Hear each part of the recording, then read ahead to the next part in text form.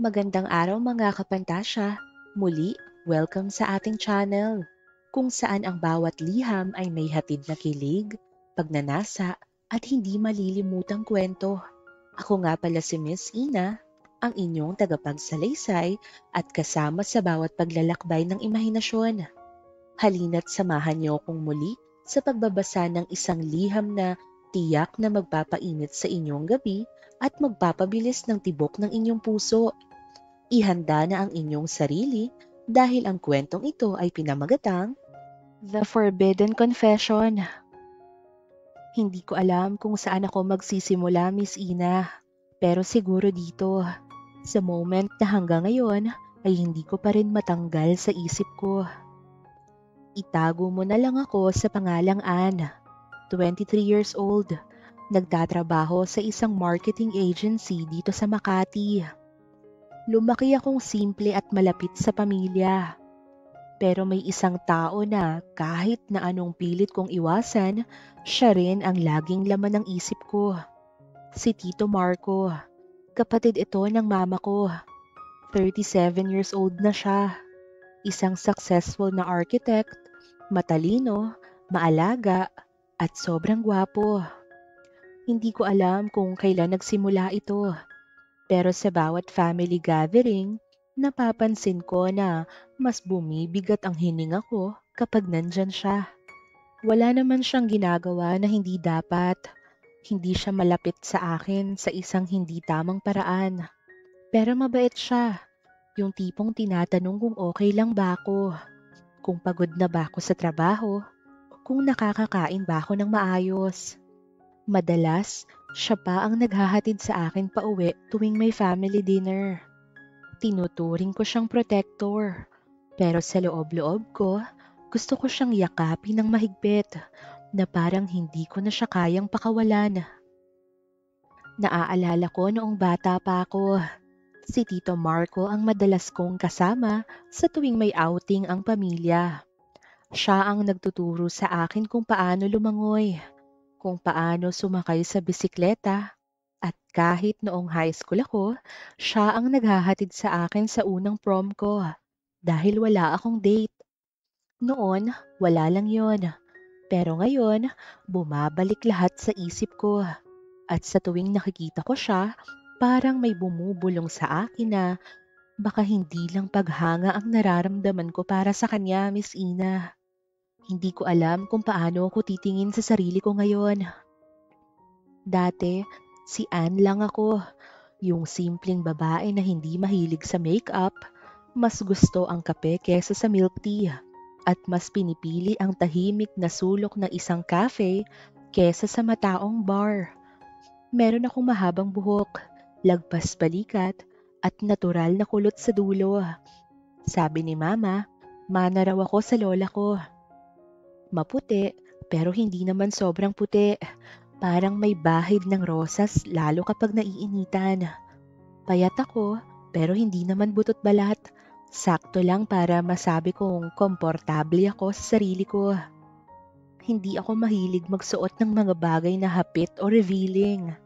Pero kahit na anong suotin ko, alam kong komportable akong maging ako. Minsan naiisip ko, kung iba lang siguro ang sitwasyon, magugustuhan kaya ako ni Tito Marco? O baka naman iniisip niya lang ako bilang yung batang Ann na dati niyang kalaro. Kung sana mas matanda lang ako, o kaya hindi siya ang tito ko. Baka iba ang kwento naming dalawa. Noong birthday ni Mama, nag-dinner kami sa isang restaurant sa BGC. Siya ang nag-offer na ihatid ako pa uwi. Alam kong normal lang yon. Pero noong nasa loob na kami ng kotse, ang tahimik lang. Nakatitig lang siya sa daan. Tapos bigla siyang nagsabi na, Ann, alam mo ba, proud ako sa'yo. Ngumiti lang ako, pero sa loob ko, parang may kung anong sumabog. Bakit ganon? Bakit ang sarap sa pakiramdam? Gusto kong hawakan ang kamay niya pero pinigilan ko. Ang weird, ang mali.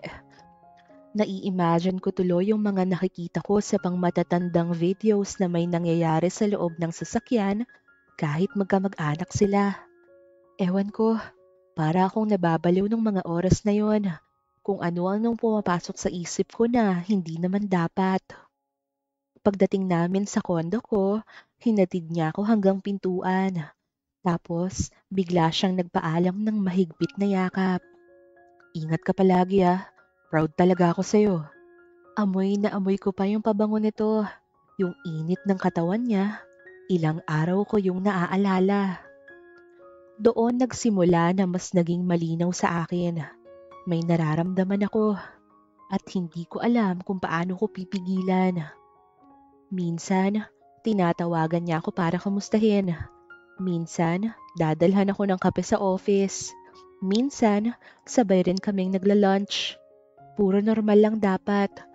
Pero sa bawat maliit na bagay, lumalalim ang kagustuhan kong hindi ko dapat maramdaman. Isang gabi, nag-message siya sa akin. Nasa area lang ako. Gusto mo ng dinner? Hindi ko siya matanggihan, Miss Ina. Nagkita kami sa isang Japanese restaurant. Ang casual lang ng usapan namin. Tungkol sa trabaho, sa pamilya, sa stress. Pero sa tuwing tatawa siya, parang gusto kong sumandal sa balikat niya. Sobrang komportable, pero nakaka-guilty. Naglakad kami papunta sa parking lot, tapos nagpaalam siya ulit ng yakap.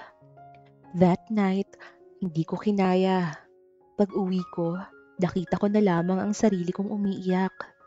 Bakit siya? Bakit hindi ko mapigilan ang sarili kong pangarapin siya? Pilit kong kinukumbinsi ang sarili ko na hanggang dito lang dapat. Pero ang puso ko, hindi ko mapilit. May isang beses na hinatid niya ulit ako. Sa loob ng kotse, biglang umulan ng malakas. Tumigil kami sa isang gas station. Malamig ang loob ng sasakyan. Pero ang kamay kong nakapatong sa hita ko ay parang nagbabaga. Gusto kong lumayo, pero gusto ko ring manatili. Napatingin siya sa akin, tapos mahina niyang sinabi, Ann, gusto kong lagi kang safe. Kung may kailangan ka, kahit na anong oras nandito lang ako, okay? Napalunok ako, parang gusto kong sabihin, ang kailangan ko ay ikaw. Pero hindi ko magawa. Pinili kong ngumiti at tumangulang. Alam kong hindi ko dapat pakahuluganan ang mga salitang binibitiwan niya. Pero hindi ko mapigilan ang sarili kong umasa na, sana may ibig siyang sabihin. Sinubukan kong umiwas, Miss Ina. Hindi ako nagre-reply minsan. Hindi ko tinatanggap ang mga alok niya. Pinilit kong sabihin sa sarili kong hanggang dito na lang dapat. Pero sa tuwing gabi, siya pa rin ang naiisip ko. Siya pa rin ang nasa panaginip ko.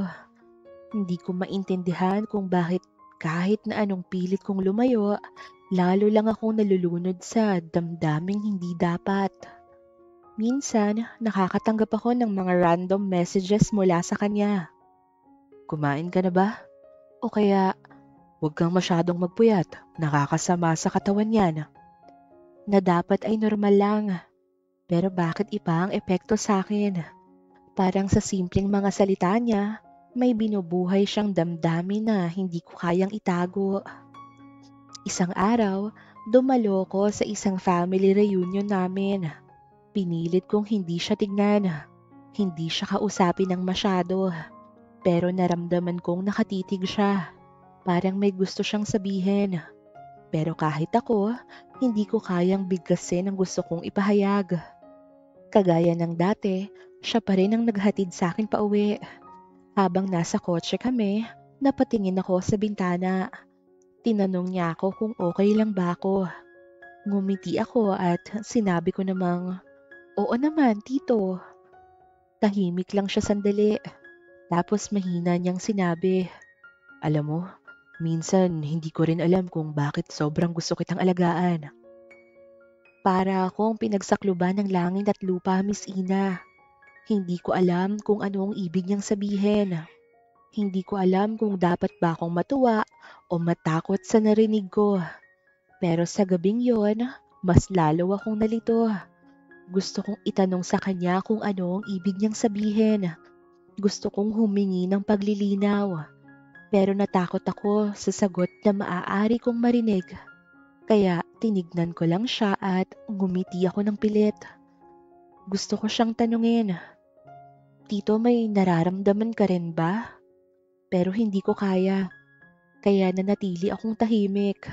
Kahit ang loob ko ay parang may unos na hindi ko kayang pigilan at labanan. Dumaan ang ilang linggo. Hindi ko na siya nakikita ng madalas. Hindi na rin ako madalas na nagre-reply. Pero isang gabi, may natanggap akong message mula sa kanya. "Miss na kita." Sandali akong napatulala. Nagkamali lang ba siya ng text o may ibig sabihin nito?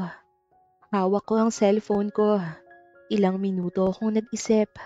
Sasagot ba ako o hahayaan ko na lang na lumipas ang gabing ito na parang wala akong nabasa? Pero kahit na anong pilit kong huwag mag-reply, ang kamay ko mismo ang gumalaw. At sinabi kong, ako rin. Hindi ko alam kung kasalanan ba ang may ganito kong nararamdaman.